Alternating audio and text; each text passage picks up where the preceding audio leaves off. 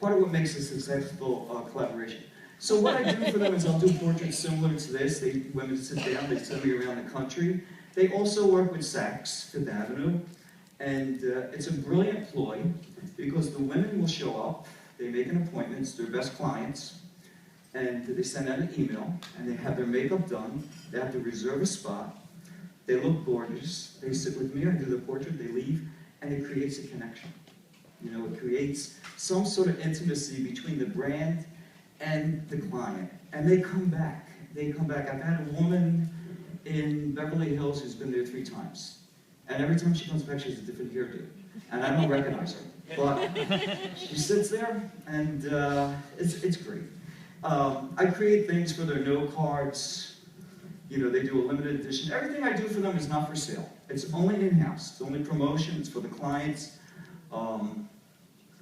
Eiffel Tower, they do a series of these. They do also packaging for blotters.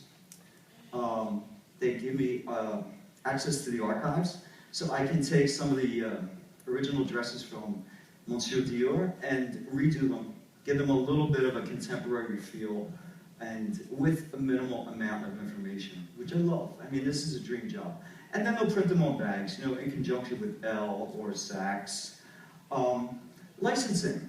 You know, for illustrators today, we have so much to offer. And I'm not trying to sell illustration, but I would say we have so much to offer because we're so creative.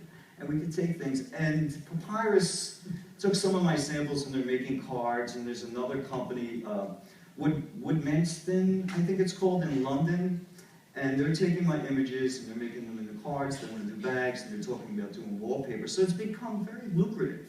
Whereas before, you know, the market was more or less limited to just doing a figure on a page. Now today, the illustrator has to think about how to present yourself, how to brand yourself, and how to capitalize on that a little bit. So maybe that's where commerce comes into my realm of working.